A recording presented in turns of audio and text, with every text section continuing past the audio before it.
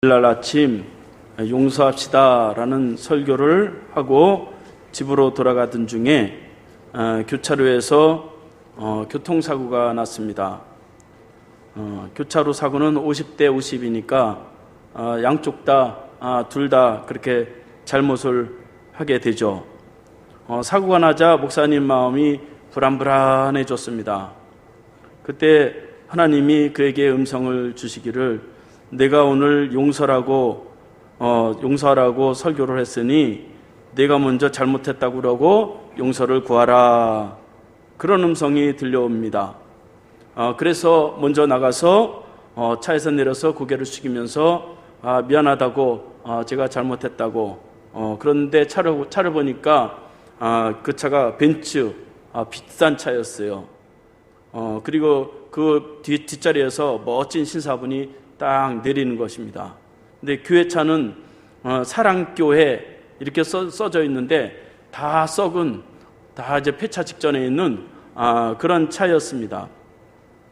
그래 목사님은 괜찮으시냐고 그렇게 이제 얘기를 하고 제가 너무 서둘러서 그렇게 됐다고 용서해달라고 그렇게 이제 말을 했습니다.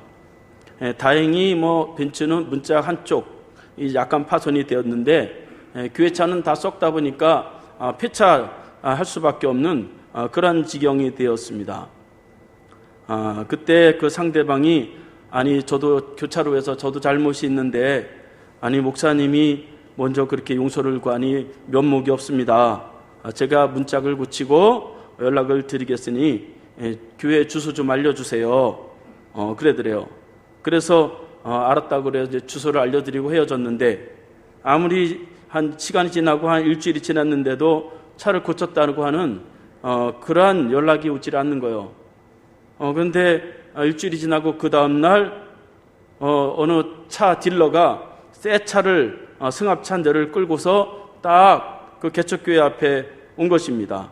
그래서 목사님이 나는 승합차를 산 적이 없는데 이상하다 그렇게 생각하겠는데 전화가 따르릉 왔어요. 목사님, 지난번 사고 때 만난 누구누구입니다. 지난번에 가난한 목사님이 용서 구하는 것을 보고 제가 감동을 받고 받았는데 저는 어느 교회 어느 장로입니다. 제 차는 다 고쳤으니까 걱정하지 마세요. 그때 보니까 교회차가 폐차 직전이 다 되었는데 제가 보니까 마음이 너무 아파서 새 차를 사서 보내드립니다. 그랬대요. 그리고 개척교회 하시느냐고 얼마나 어렵습니까? 제가 다 이제 힘 닿는 데까지 월세를 다 감당하겠습니다. 그런 말을 했답니다. 알고 봤더니 그 장로님이 큰 회사의 그런 회장님이고 그 용서의 감동을 받아서 그렇게 은혜를 이제 나누게 되었다고 하는 것입니다. 그러니까 용서라고 하는 것은 하나님의 축복을 누릴 수 있는 큰 은혜가 되는 것입니다. 오늘 본문 골로새서는 사도 바울이 로마 옥중에서 골로새 교회에게 보낸 그러한 편지의 내용입니다. 골로새 교회가 원래 1장부터 보면 굉장히 사랑이 많은 교회이고 예수님의 십자가로 인해서 사랑이 충만했던 그러한 교회였는데 그 교회의 율법주의 사상이 교회에 들어오게 되면서 성도들이 점점 엄격해지기 시작했어요. 하나하나 율법을 지키면서 마치 신앙생활을 잘하는 것처럼 그렇게 하기 시작하다 보니까 성도들이 점점 냉소적이고 엄격해지고 그러다 보니까 교회의 평안한 그러한 삶은 점점 식어져 버리게 되었습니다. 그래서 사도 바울은 예수 십자가의 그 사랑과 그 희생 그것보다 율법적인 신앙이 먼저 앞서서는 안 된다. 그것을 말씀하기 위해서 이제 이 골로새서를 기록했다고 볼 수가 있습니다. 그래서 15절 말씀해 보면 그리스도의 평강이 너희 마음을 주장하게 하라. 그렇게 말씀하고 있어요. 그러니까 예수님의 사랑으로 교회가 세워지는 것이지 엄격한 율법으로 세워지는 것이 아니다 하는 것입니다. 그래서 사도 바울은 한 몸으로 부르심을 받은 그 목적은 서로의 평강을 나눠주기 위해서 부르심을 받은 한 몸이니라 그렇게 말씀하면서 평안을 누리도록 그렇게 하셨는데, 이 골로새 교회에 보낸 편지를 통해서 어떻게 우리가 이 용서를 실천하고 어떻게 평안을, 나도 평안하고 다른 사람도 평안할 수 있는지 세 가지만 살펴보면서 하나님의 축복을 얻는 시간이 되기를 바랍니다. 첫 번째로 내가 하나님의 사랑받는 자다 하는 것을 확신해야 된다 하는 것입니다. 12절 말씀해 보면 그러므로 너희는 하나님이 택하사 거룩하고 사랑받는 자처럼 긍휼과 자비와 겸손과 온유와 오래 참음으로 옷 입고, 그렇게 기록하고 있습니다. 바울은 성도 간에 서로 긍휼을 베풀고 자비를 베풀고 겸손과 온유와 인내해야 되는 그러한 옷을 딱 입으라 그렇게 말씀하고 있어요. 그런데 그 출처가 어디냐? 그 출처는 하나님의 사랑, 하나님의 사랑으로 옷 입은 자처럼 그렇게 이제 서로가 대하라 그렇게 말씀하고 있는 것입니다. 그래서 하나님의 사랑받는 자, 그러니까 사랑을 받는 자라야 평안을 누릴 수가 있게 되는 것이죠. 그러니까 교회는 내가 용서가 많고 내 인격이 훌륭하고 내가 다른 사람보다 자비롭고 내가 겸손하고 자기 것을 나눠주는 게 아니란 말이죠. 하나님의 사랑, 그리스도의 사랑을 가지고 나눠줘야 된다 하는 것이에요. 그래서 교회에서 평안을 얻기 위해서는 내가 당신보다 마음이, 인격이 훌륭하니까 내가 용서한다, 그런 마음이 아니란 말이죠. 내가 자비를 베풀어 주는 거다, 그러니까 잘 받아먹어라, 그런 마음이 아니란 말이죠. 사도 바울은 하나님이 주신 옷을 입어라. 그래서 그 사랑의 옷을 든든히 입고 있으면 나도 평안하게 되고 다른 사람도 평안하게 해줄 수 있다, 그렇게 말씀하고 있는 것입니다. 그럼 어떻게 옷을 입어야 되느냐? 사도 바울은 내 정체성을 분명하게 해야 된다, 내가 누군지를 분명하게 알아야 된다, 그렇게 말씀하고 있는데 세 가지를 알아야 된다 하고 말씀하고 있어요. 첫 번째로는 너는 하나님이 택한 자녀다, 그렇게 말씀하고 있습니다. 12절 말씀에 보면 너희는 하나님이 택하사, 그렇게 말씀하고 있어요. 그러니까 우리가 하나님 앞에 평안을 누리고 축복을 누릴 수 있는 것은 하나님이 택하셨기 때문에, 요거를 잊어버리면 안 된단 말이죠. 하나님이 택하셨다고 하는 게 흔들려져 버리면 다 내 공로로 가는 거예요. 내 공로로는 하나님의 축복을 누릴 수가 없습니다. 하나님이 나를 축복의 자녀로 택하셨어요. 지명하셨어요. 예정하셨어요. 그래서 나의 공로나 나의 능력이 부족한데도 하나님이 나를 하나님의 자녀로 선택하셔서 이렇게 만들어주시고 일방적인 조건 없는 사랑을 우리에게 주셨다 하는 것입니다. 자녀가 자기가 선택해서 세상에 태어난 것이 아닌 것처럼 우리가 하나님의 자녀로 태어난 것은 하나님의 무조건적인 사랑으로 이렇게 자녀가 되었다 하는 것을 알면 자녀가 부모 품 안에서 평안을 누리듯이 우리가 하나님의 사랑의 품 안에서 얼마든지 평안을 누릴 수가 있다 하는 것입니다. 그래서 누가 뭐라고 하든지 나는 하나님의 택한 축복의 자녀다, 그거를 절대로 흔들려서는 안 된다 하는 것입니다. 두 번째로는 거룩하게 하신 자다, 그렇게 말씀하고 있어요. 12절 말씀에 보면 하나님이 택하사 거룩하고, 그렇게 말씀하고 있어요. 하나님 우리를 택하셨을 뿐 아니라 우리를 거룩하게 했어요. 거룩하게 했다는 것은 구별했다는 거예요. 깨끗하게 하셨다는 거예요. 내가 깨끗한 것이 아닙니다.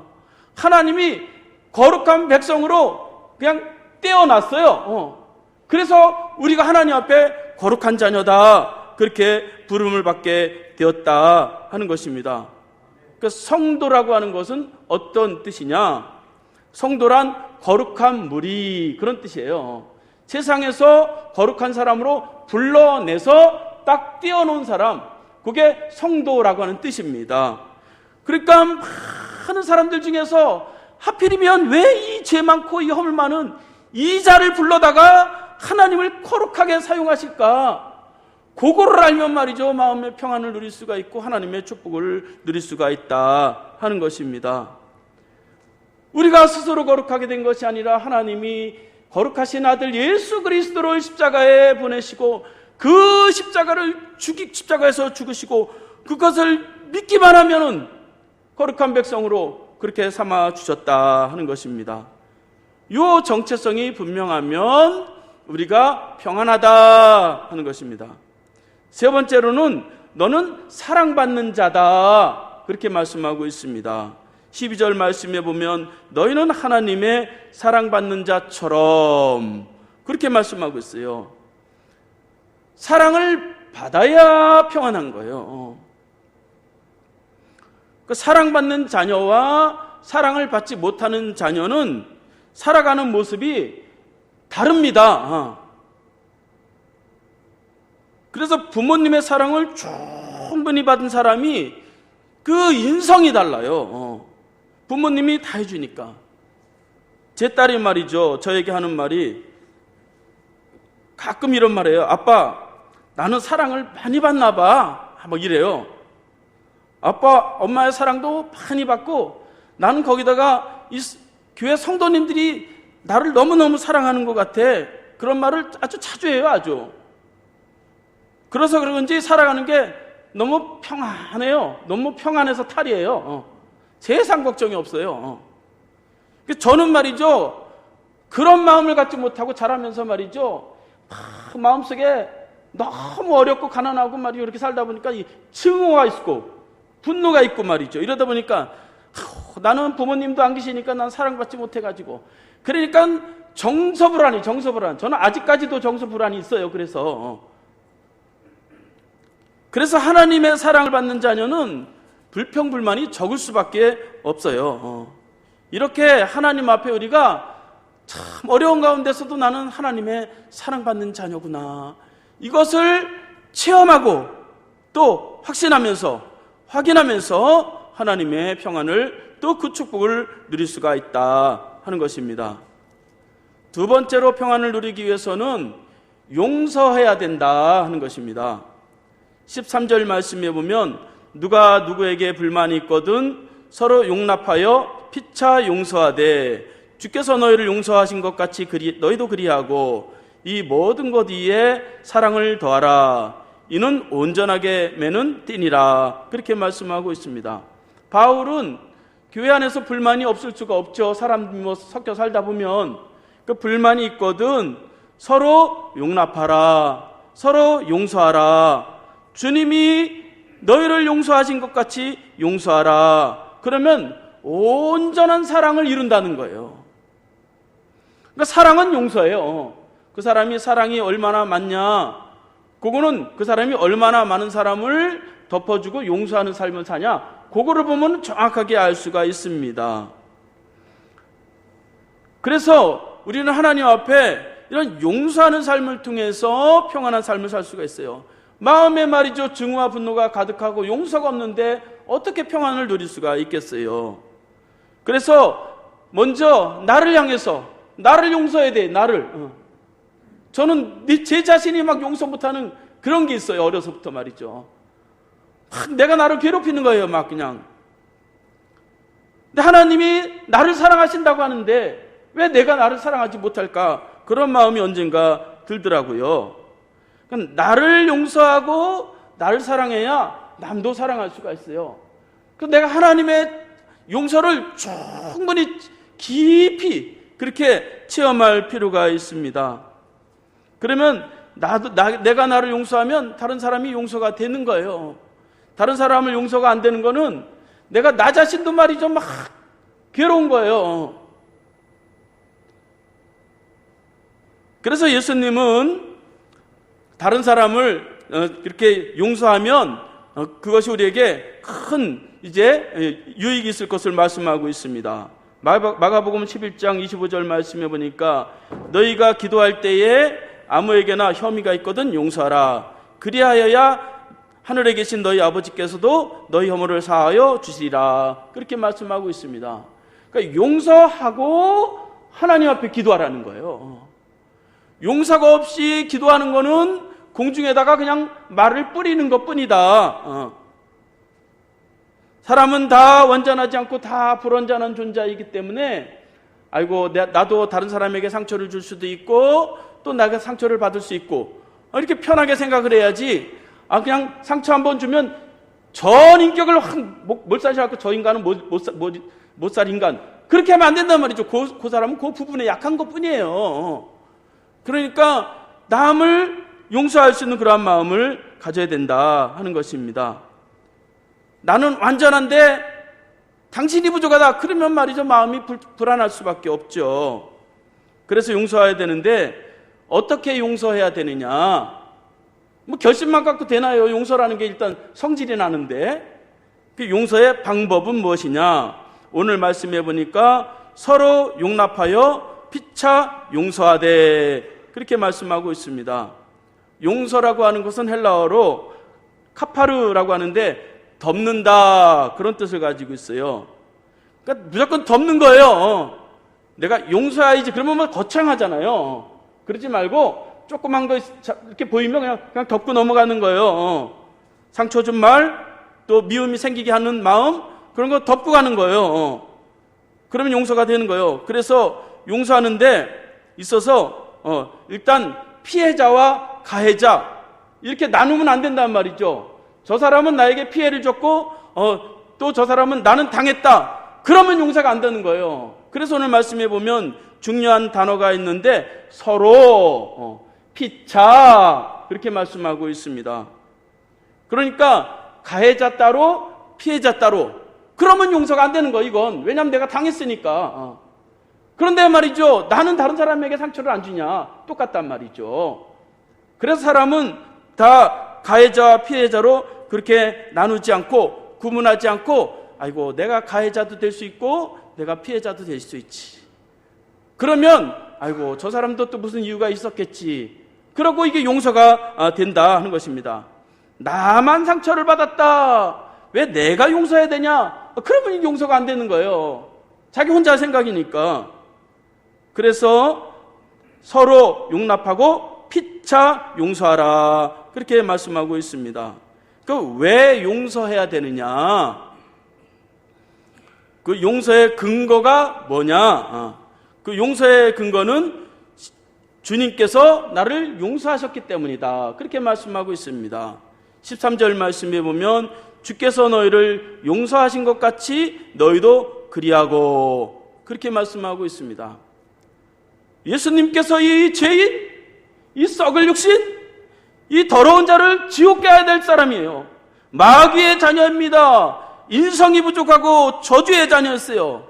그런데 주님이 나를 용서하시고 거룩하게 하시고 축복을 주시고 은혜를 주시고 천국 가게 하시고 구원받게 하셨단 말이죠. 영생을 누리도록 해주셨어요. 그 주님의 은혜를 가지고 용서해야 된다 하는 것입니다. 그래서 용서는 그리스도 안에서 내 마음 가지고 하는 게 아니란 말이죠. 그래서 에베소서 4장 32절 말씀에 보면 서로 용서하기를 하나님이 그리스도 안에서 너희를 용서하신 같이 하라 그렇게 말씀하고 있습니다. 하나님이 이 죄인 하나를 돌아오게 하기 위해서 얼마나 오래 참고 얼마나 용서하시고 얼마나 인내하셨는지 그거를 알면 용서가 되는 거예요. 그래서 먼저 남을 용서해야지 그런 마음을 갖지 마시기 바랍니다. 내가 그리스도 안에서 용서를 충분히 경험해야 돼요. 충분히 체험해야 돼요. 더 깊게 체험해야 돼요. 더 많이 더 넓게 주님의 십자가의 은혜를 더 많이 그렇게 체험하면 이 체질이 용서할 수 있는 체질로 변하는 거예요. 그런데 이 체질은 안 바뀌고 머리로만 내가 용서해야지 그러면 안 되는 거란 말이죠. 그리스도의 십자가로 우리의 심령이 거듭나고 변화되는 그러한 체질을 통해서 성령님을 체험하면 용서가 자연스러운 거예요. 용서라는 게 자연스러운 거지 뭐 결심해 갖고 되는 것만, 결심하면 오히려 반감만 더 생기는 거예요. 용서 결심하지 마시고 하나님 앞에 이 사죄의 은총을 깊이 체험할 수 있는 은혜를 달라고 기도하시기 바랍니다. 주님은 우리를 한없이 용서하세요. 끝없이 용서하세요. 어떤 죄도 용서하십니다. 어떤 아들이 말이죠, 예수님을 믿고 교회를 다니는데 늘 죄책감을 가지고 있었대요. 그래서 지혜로운 어머니가 이 예수님의 용서를 가르쳐줘야 되겠다, 그렇게 생각을 했대요. 그런데 어젯밤에 이 꼬마 녀석이 벽에다가 연필로다가 얼마나 낙서를 많이 했는지 막 보기 싫게 놨대요. 그래서 어머니가 밤새도록 그 벽지에 있는 그 연필 자국을 다 지우개로 다 지웠대요. 하나도 없이 깨끗하게. 그리고 아들을 불렀대요. 얘야, 너 어제 벽지에 낙서한 곳이 어디 있느냐? 그랬더니 아들이 아무리 자기가 낙서한 곳을 찾아봐도 하나도 없었대요. 아니, 제가 낙서한 곳이 하나도 없는데요? 그때 어머니는 내가 예수님의 용서를 알려달라고 그랬지, 예수님의 용서는 이것처럼 아무것도 없어지는 거야. 이렇게 더러운 것도 다 깨끗하게 된 거야. 그렇게 알려줬다고 하는 것입니다. 하나님은 진홍같이 붉은, 피와 같이 붉은 그러한 죄를 알지라도 흰눈과 같이 아주 빛나게 우리를 용서해 주시고 씻겨 주십니다. 그래서 용서라고 하는 단어는 뒤로 던진다, 그런 뜻을 가지고 있어요. 뒤로 던져버렸어요. 뒤로 던져버렸으니까 안 보이는 거예요. 앞에다 놔야 보이는데. 그래서 우리가 하나님 앞에 나는 용서해야지, 그런 의지가 앞서기보다는 하나님이 나를 향한 사랑과 용서를 거듭해서 확인하고 체험하고 구해야 된다 하는 것입니다. 그러면 이 용서가 자연스럽게 그렇게 될 수 있다 하는 것입니다.